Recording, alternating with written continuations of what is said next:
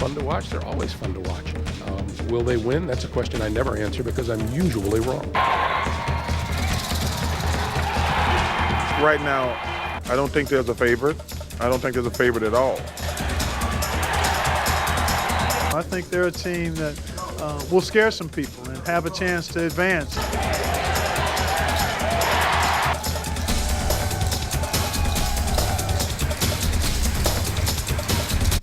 Welcome into a March to a Championship sponsored by the Northeast Kansas Honda dealers. It is the most wonderful time of the year. It's tournament time in college basketball, and we have 3 teams from the Sunflower State hoping to make a deep run to San Antonio. Yeah, tonight we'll take a look at Kansas, Kansas State, and Wichita State's first round matchup, and we have some great insight on each team from the CBS and Turner broadcasters. Yes, and we start off with the Kansas Jayhawks, where they earned the #1 seed in the Midwest. They will be taking on the 16 seed Penn Quakers out of the Ivy League. Here's your friendly reminder that a #1 seed has never, ever lost to a 16 seed. Knock on wood. Seton Hall, North Carolina State are waiting on deck if Kansas does move on. The Kansas Jayhawks have secured a #1 seed in 3 straight NCAA tournaments, but recently the Jayhawks have been stumped in the Elite 8, losing to Villanova and Oregon the last 2 times out. And the last time Kansas made it to the Final Four was in 2012, but could this be the year that they punch their ticket and get past the Elite 8?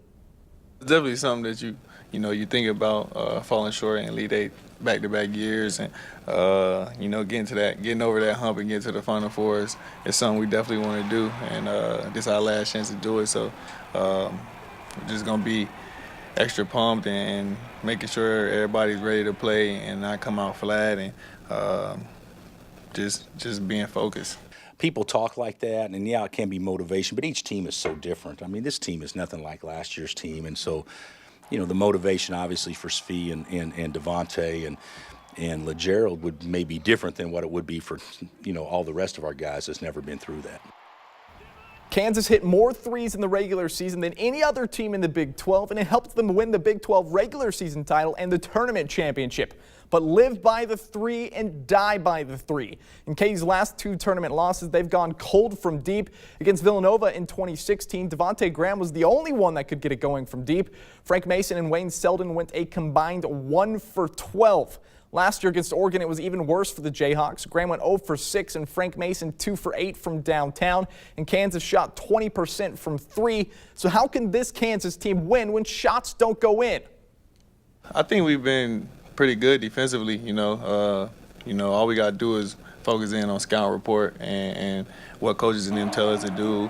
And if we get stops and not score and not shoot the ball that well, I feel like we could still win. This could happen a lot. So you win the league by 2 games. Well, you want to go the Big 12 tournament. Instead of having the mindset, well, let's just go have fun or whatever. No, we need to go validate what we did. Sometimes, well, we got a 1 seed. Now we got to play to that seed. I've actually thought that at times. I'm not going to do that this year. This team's shown that we can play as a 1 seed and we can play as a 12 seed, we've shown or play as a team that doesn't make a postseason tournament. We've shown that. So who knows what we're going to bring. But one thing I do think we'll do much better at if we are enjoying playing rather than thinking we have to do something. We should not wish to get through a game. We should look forward to playing every minute of it. Kansas won its NCAA record 14th straight Big 12 championship this year, and after some early struggles, the Jayhawks are bringing home another league title. And in a conference that is so deep and competitive, they certainly impress the national experts. Steph is a great coach. I've got to know him a little bit the last few years. He's just a great guy and a hell of a coach. Devontae Graham, he's been obviously the Big 12 Player of the Year. He's been terrific all season. But, people said, they were up and down because they got off to a shaky start. But to win that many conference titles in a row, you have to have a great culture at your program. Just amazing, the consistency of that program, the level, and this is offensive to some of the kids on the team. It's not their best team, and what they've been able to do speaks well for these kids, obviously, and the staff. The fact that they kind of pushed through and won the Big 12, I was shocked because the way they got started, how good that league was. I thought this was the year that Bill Self wasn't going to be able to rally the guys and get that done. But the way they finished off Texas Tech on the road, that team has a lot of guts. Kansas senior Devontae Graham was the Big 12 Player of the Year and is a finalist for the National Player of the Year. The North Carolina native is the reason why many have Kansas potentially making a deep tourney run. Devontae Graham had a fantastic year. I mean, when you look at the story of where he came from, not highly recruited, and I think people forget about that. And then, you know, Frank Mason playing last year alongside him and how he's blossomed as a player. He's a terrific leader. They have a lot of experience. Devontae Graham is maybe the most clutch player in the whole entire country. I think with the NCAA tournament, when you have exceptional guard play, you have a chance to win the whole thing. And with Kansas and Devontae Graham, it's going to come down to his leadership and the big moments. He has been up to the task. Now it's a question of whether or not he can sustain it over a 3-week period. If I'm going into the tournament and Devontae Graham is my guy, I feel good about my chances. Obviously, Devontae Graham is one of those very special players that doesn't come along all that often, and I think Bill has leaned heavily on him to lead and to perform. They've counted on him. They are short at that point guard position, but he does more than just, you know, initiate the offense and lead the team. I think he's like the soul of the team, I always thought. Bill's got one of those key players, and a player like that can take you a long way, so I'm very bullish on Kansas. And another CBS analyst has good news for K-State Wildcat fans. Yeah, we'll take a look at K-State and how far they could go coming up right after the break.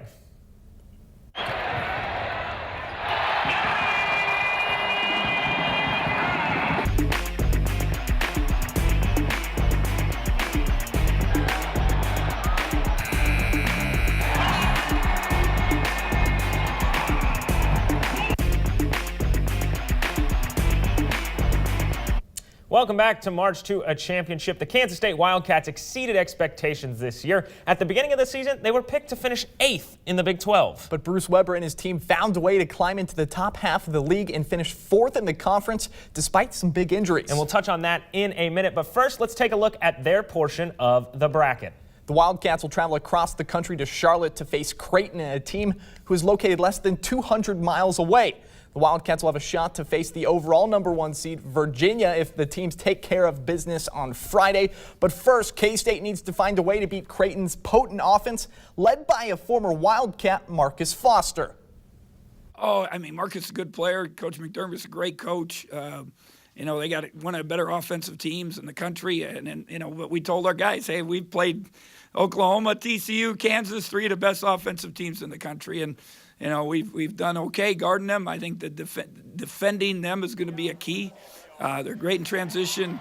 You know, beside Marcus, their point guard is probably maybe they're one of the better players in the league and an NBA possible draft choice. So they got a lot of players that are going to play and play well, and you know we're going to have to defend them. As Weber said, defense will be key. Creighton is a top 10 scoring offense this season, averaging more than 84 points per game on nearly 50% shooting. Weber mentioned that his team has done well against high-scoring offenses, and he's right. In 8 meetings against Oklahoma, Kansas, and TCU, K-State limited them to 72 points per game, which wouldn't qualify them for the top 200 in the country. On the other side of the ball, K-State needs their top 2 scorers to get healthy. Barry Brown got poked in the eye in the first 90 seconds of the Big 12 semifinal game. Dean Wade has been nursing a foot injury. He is the 6th best scorer in the conference. Brown is 8th. Their importance to this team's offense can't be overstated, and Bruce Weber expects to have a full squad on Friday night. I don't think there's any doubt about Barry. You know, he'll be fine. He ran around and shot today. You know, Dean is just kind of, you know, we think he should be fine, but, you know, until the doc says, hey, let him go out there and run around and see what happens, we'll know more as the week goes on. I have some stuff that I'm putting in my eye and just to help it heal a little bit, make sure everything's right. Got some appointments to make sure everything's going right. So I think time is just the best thing for it. I'm still doing stuff. Just this is just kind of precautionary, just making sure it gets better and doesn't get any worse. So I'll be good by Friday, though. The Wildcats are a tough team to predict in this tournament, but the CBS Sports team took their shot at breaking down Kansas State. Well, I like their team, quite honestly. I mean, I'm a big fan of Bruce Weber's as a coach. He had a great run at Illinois. But the team itself, you know, in a conference like the Big 12, sometimes if you end up middle of the pack there, you get outside of that kind of crucible of competition, and you have a chance to maybe catch some folks by surprise. And I think they're a team that could get to the second weekend. I think Dean Wade, if you look at his game, he is a pro. He's got every element that you need when you're trying to advance a team. He can shoot the 15-footer. He's got range to the three-point line. He's a good pick-and-pop guy. And I think Bruce can do a lot of things with him, and he's done it all year, and they're very good defensively. They can match up, you know, size-wise, speed-wise, strength-wise, skill-wise with everyone in the country at every position. I think their strengths are their balance, the ability of Barry Brown. He can create and get shots. Dean Wade is a terrific all-around player. He's a hard matchup for most teams. The key for any team, to me, that's middle of the pack in terms of advancing in the tournament is to play close to your highest level, and that means you got to be solid defensively. And then for them, it's easy baskets. How can you find some easy baskets? A team like Kansas State, they can beat anyone on any given day on any floor. So that's a team, because of the parity in college basketball, that could make a Final Four run. I mean, I'm not just saying second weekend, I'm saying Final Four. A Final Four run. Wally Zerbiak making bold predictions right there. Yeah, absolutely. And up next, the Wichita State Shockers. And what does their draw look like? And what does Charles Barkley think of Greg Marshall? That's all coming up on a march to a championship.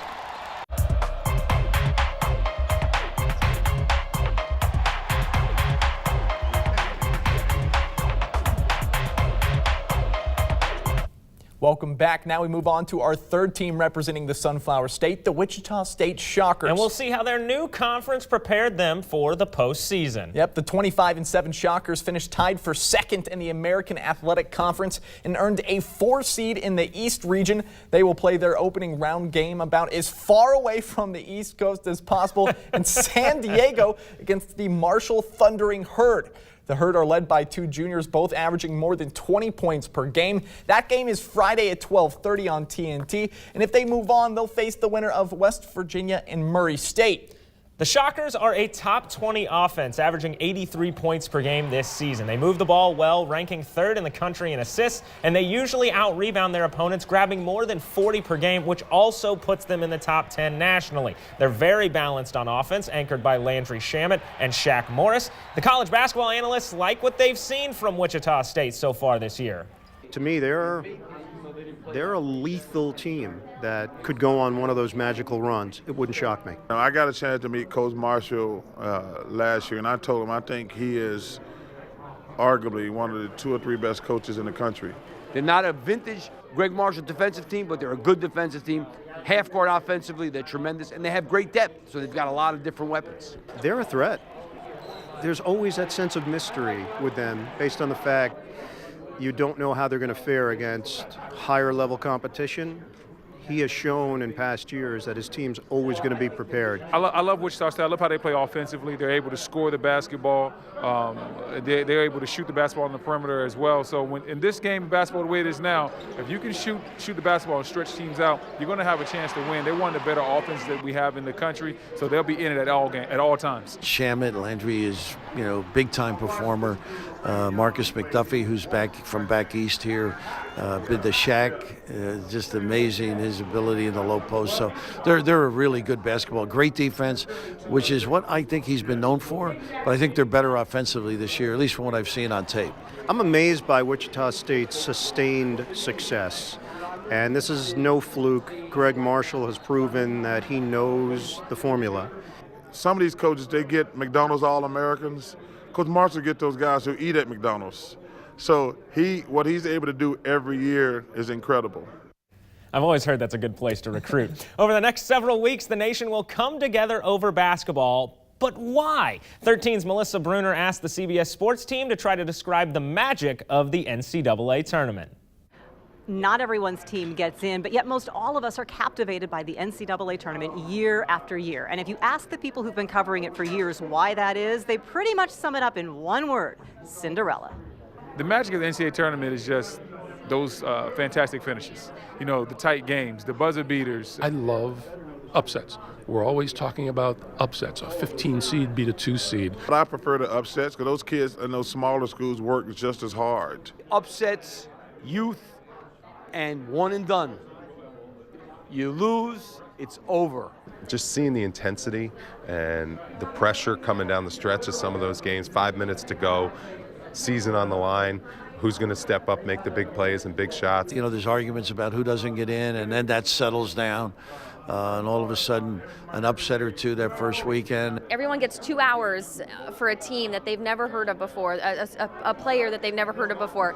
And it's the beauty of sports in general is that you don't know what's going to happen. And I have people come up to me from all different schools that have these indelible memories of a specific moment, specific game, and it connects people. There's this feeling of brotherhood and sisterhood, that you're in it together.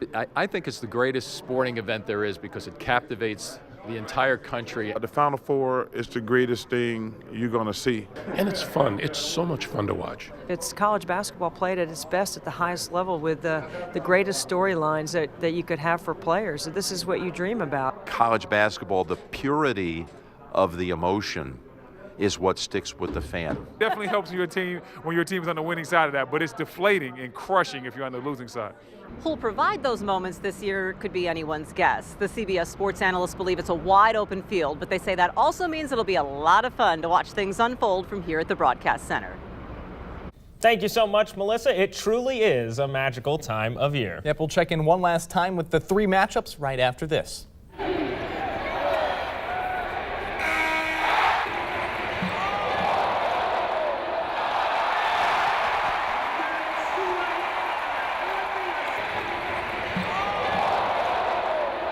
So Kansas plays Penn on Thursday, Kansas State plays Creighton on Friday, and Wichita State plays Marshall on Friday. Make sure you mark your calendars, fill out your brackets. I'll be headed to Charlotte to follow the Wildcats. You can follow along on Twitter at WIBW Jonathan, and then on Facebook as well, Jonathan Deutsch. Now I'll be in Wichita covering the Jayhawks, and before we go, I wanted to give a quick shout out to our very own Melissa Bruner and Doug Brown for going to New York and getting all of those awesome interviews with the CBS and Turner Sports experts. That was so amazing to get Barkley and Raftery and everybody else. All of them. Let the march to a championship begin. Enjoy the tournament, everybody.